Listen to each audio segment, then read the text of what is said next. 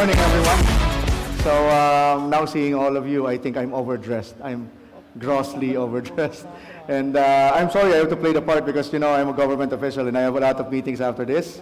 I have other meetings after this, but I would rather be like you guys, wearing jeans and, and shirts for today's event. I also see a lot of foreigners today. Magandang umaga. Good morning. Our IATF or our COVID restrictions have started to go down. A lot of people here are not wearing masks, including me. So I hope that you enjoy the environment and have some time to go around Manila, and even better if you can go around the country. Boracay is already open, by the way. It's one of the world's best beaches. So again, good morning, and I see you have a lot of events also. I myself am a gamer in my past life. Actually, I'm still playing, no? I just pulled Yoimiya from Genshin Impact, if I have time. And I also used to mine Bitcoin because in the past, when you're a gamer, you have the gig, you have the equipment to be able to mine. So it's really nice to be here. It brings back some memories. But first, before I continue with my keynote speech, by the way, they gave me 20 minutes. So I'm sorry if I have to bore you for the next 20 minutes. I'll try to be more engaging. But my speech won't be 20 minutes. I guess it's around the 10-minute mark. But first, let me extend the department's apologies because your invitation was not actually for me. Sabit lang ako. The department secretary, Attorney Ivan John Uy, is present in another equally important event, the ASEAN Innovation Summit. And he extends his sincerest apologies for not being here, but he wishes everyone the best of regards, and he thanks you, especially the organizers, for making one of these events possible. I would even say this is a historic event. Kasi there's not even an industry that represents you guys, the Web3 industry. So I think after this, that's what you need to build on, to be able to build your own industry so you can represent the industry when we meet at the Department of Information and Communication Technology. So I was asked here to speak about the ICT strategy for making the nation ready for Web3. And I am very, very happy to inform everyone today about the ICT strategy to ensure that our country successfully rides the next wave or to the next iteration of the World Wide Web. The fundamentals are actually already there. I'm also Vice Chair of the Digital Inclusion of the Bangko Sentral ng Pilipinas. And the Philippines is one of the early adopters as a nation. As a nation. Perhaps we lack the technology and the skills capability, but as a nation, we are one of the early adopters of cryptocurrency. And the ability, and we are actually mainstreaming it. We have wallets that will allow our OFWs, which is our #1 source of income, to be able to remit their hard-earned money using cryptocurrency, faster and cheaper way, to be able to send money to your relatives here in the country. However, there lies a difficulty because today my subject is not only blockchain, is not only Bitcoin, but Web3. So before I give my idea or give the DICT's programs about Web3, let me first ask you, what for you is Web3? Sige nga, do you have any idea about what is Web3? And what do you think is the next iteration of the World Wide Web going to be? No? I have to admit that also as an academic and also as a person who had been in this sphere for a few decades, there is no consensus as to what the next technological advancement of Web3 is going to be, except that Web3 is all about the decentralization of the internet. The only consensus about where the next technology is going to be is the decentralization of the internet. So, by moving away from central regulators, the internet, or at least those that support Web3, wishes it to be more free But you have to also admit that the economic crunch and the socio-economic divide that sees the rich become richer and the poor become poorer spurred enterprises to move the other way. There is now a highly centralized internet. And even social media is aggregating on a small number of tech players or tech giants. In fact, even cryptocurrency and stable coins, the management of which are being, centered on a few very, very large worldwide tech giants. So there is a monopoly, or perhaps an aristocracy, you would say, among the tech giants, the blockchain operators, cryptocurrency operators, and this seem to question the very concept of a decentralized web. However, despite these socioeconomic realities and setback, on a personal note, I still believe that the technologies being built around the concept of Web3 or the decentralization of trust and trust relations in a web setting is important. And let me remind everyone in attendance today that this concept of a decentralized internet is not unique to Web3. This has been an ideal since the beginning of the internet boom, nung nagsisimula pa lang yung Web 2. Okay? It dates back in the internet bubbles of the early 2000s, during the peak of the Web 2 innovation. The root of trust, are you aware of that in cybersecurity? The anchor of trust or root of trust concept is in the very DNA of the design of the internet. Domain name servers are hierarchical, where at the very top sits an implicitly trusted system. And you know what implicitly trusted system means?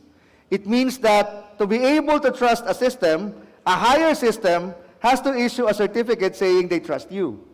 But at the top of that hierarchy, it is implicitly trusted. Nobody questions it. And on top of this hierarchy, the root DNS, as we would say, are maintained only by a handful of organizations. Hindi ko na sasabihin kung sino sila, but you can research. Most of these organizations reside in the United States.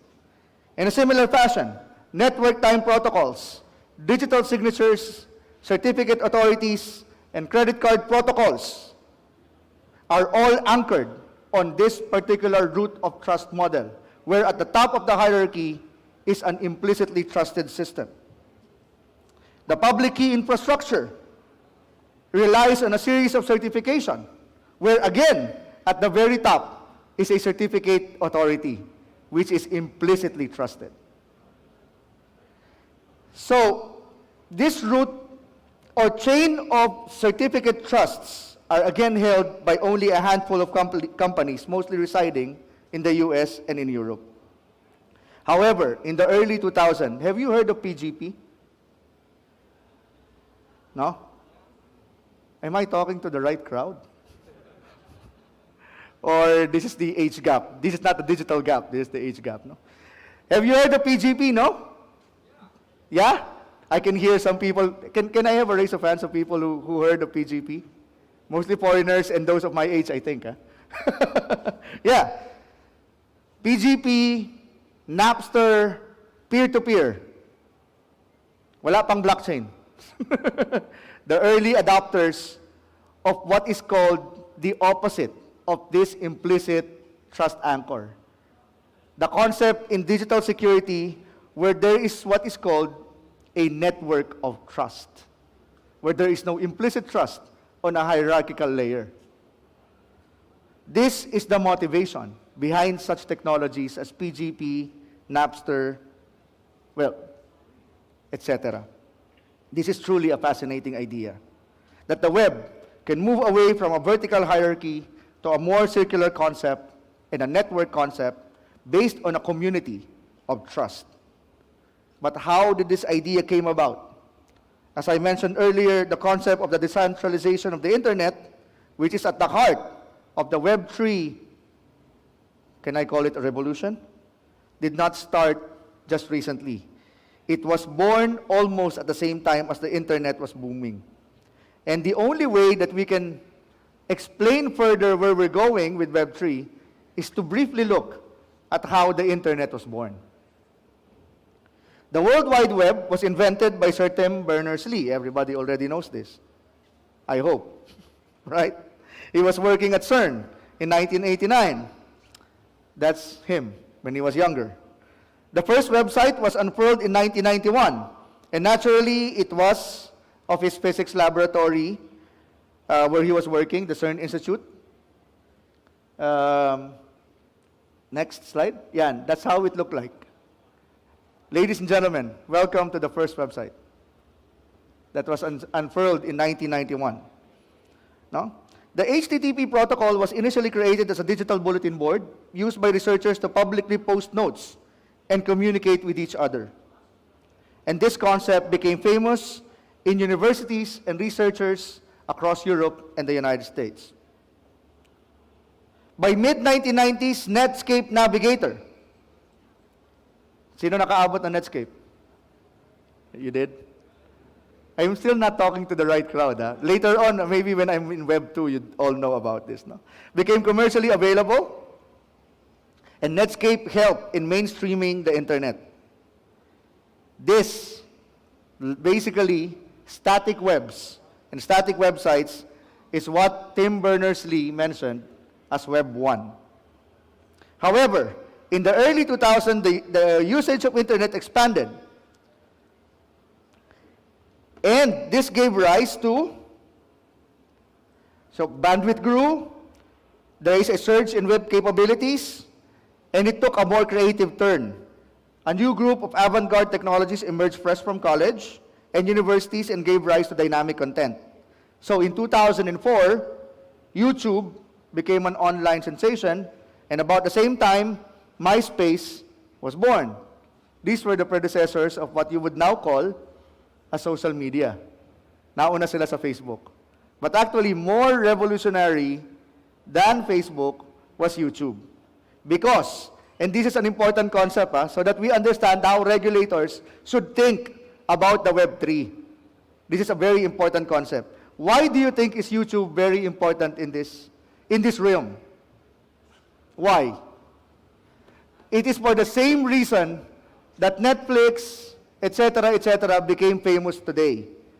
YouTube democratized access to video away from the monopoly of cable providers. It gave content back to the people. Anybody can create content as long as somebody watches your content for free. Well, in fact, you can even charge a few dollars or pounds for it, right? So, why was Napster important?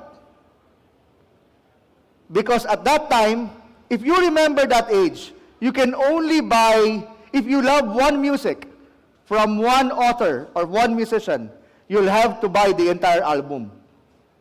An album of 10 music records, even though you only love one. You remember that? No? But with Napster and with Apple Music and streaming music, you can enjoy that one music and pay only for it without buying the entire album. So again, it liberalized access back to the people. It democratized access to information. That's how important, that's how we should view the evolution of the internet and how decentralization is improving the way we access data and technology. Let there be no mistake, today we are still in Web 2. We're not yet in Web 3. We are preparing for Web 3. Web 2 was 5 times more life-changing than Web 1.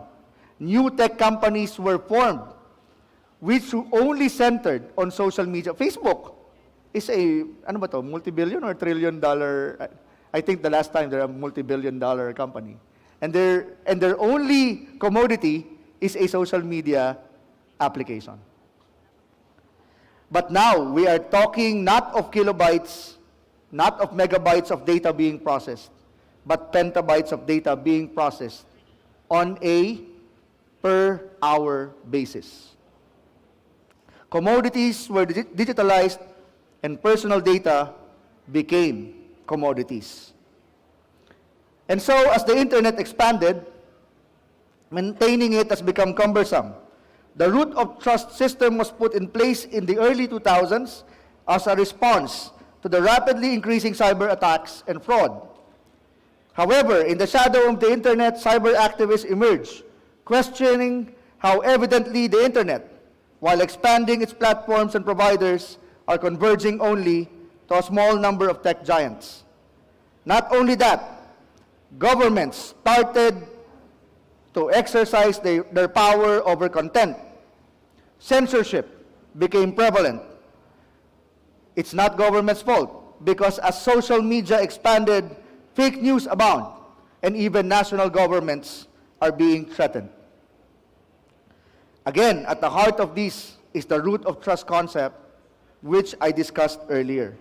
And this was pushed by the credit cards and financial institutions, which supported the root of trust and central authority schemes to secure internet transactions. Do you know where your credit card transactions go? To a centralized system. I wouldn't take your time to discuss how the MasterCard and Visa protocols and the CV3 protocols are used. But yes, they are highly centralized. And that is why Bitcoin was born. To question the same concept of the convergence of a technology in a minimal number of tech giants, but using cryptographic primitives to exercise a network of trust, as versus the hierarchical trust. So actually, Bitcoin was first used as a model by cyber activists to show that even the financial sector can be decentralized. Okay? So this calls for decentralized internet became louder, and you now have internet as a right. Peer-to-peer transactions boomed. Freedom of software, open architecture, and open data sets became buzzwords. Amidst this context, as I mentioned, Bitcoin was born in 2008. And so now we are talking about Web3 and its central idea of decentralization, and how governments should view how the Web3 should evolve. As I mentioned earlier, there is a debate as to what form the next great iteration of the web would happen. But this next iteration has a consensus. It is by putting data to the people and a highly decentralized web that puts the power into the masses and away from regulators. That's counterintuitive from a government official, by the way. No? A web that cannot be regulated. And this is the vision of a transformative technology of where Web3 should take us. And the key word here again is decentralization. Remember your P2P sharing systems. Remember that Napster at the time was illegal, although I have it. Remember that PGP at the time was illegal. And what do they have in common? They changed the game by moving away from that central trust authority system to a network of trust. For those who are academics, go ahead and search about it. It is what gave power to blockchain. And this is where this Web3 journey takes us. Imagine an internet where transfer of data is truly anonymized, where data being requested is available, but its components are stored in decentralized systems, not in a monolithic server that contains all your information. Access to this particular decentralized data is given through a non-reversible cryptographic primitive which is used as your reference key and which changes depending on the requesting entity or machine. I just mentioned something. What do you call that? Tokenization. And your non-fungible tokens. Imagine an application where contracts are enforced automatically as conditions are met. Contrast this with the need for an arbiter or a contract enforcer. Imagine further that while we call these contracts, they can be any type of agreement, such as self-fulfilling agreements, that are not subject to human interference, automatically granted upon the completion of particular incidents. Imagine, for example, achieving a diploma, a secure diploma, hindi yung nadadaya na diploma, not the recto diploma, a legitimate diploma, just because you took modular trainings on a ladderized scheme. At each step of the way, a smart contract is triggered until you are finally issued your diploma. And what do you call that? Smart contracts, which is now being practiced in smart chain, in the supply chain industries. Of course, I do not need to remind everyone about the importance of payments and the ubiquitousness of cryptocurrency. That is not hard to imagine nowadays, as the Philippines is the second most advanced adopter of cryptocurrency in the world.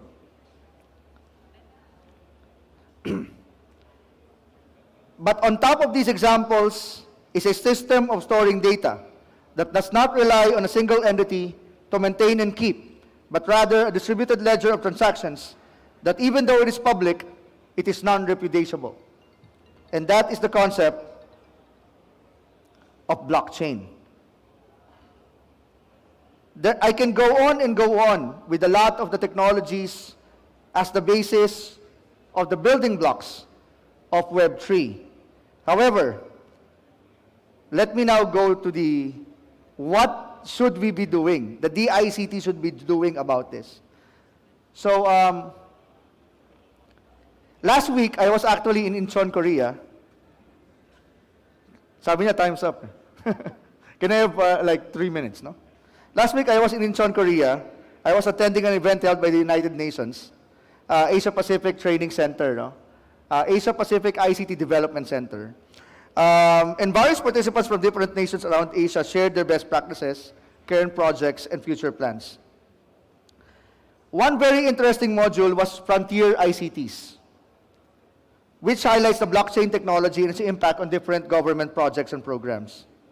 Blockchain is recognized as an important means of achieving the 2030 Sustainable Development Goals of the United Nations. It has a potential and huge impact on the specific agenda on socio-economic development, policy making in most nations. And here is where it is important for the ICT to remember. The decentralization of the web is an important factor of the SDG goals, of the Sustainable Development Goals. Do you know what the Sustainable Development Goals in one phrase meant? Yung United Nations Sustainable Development Goals? No one should be left behind. That's, in one phrase, that is the Sustainable Development Goals of the United Nations.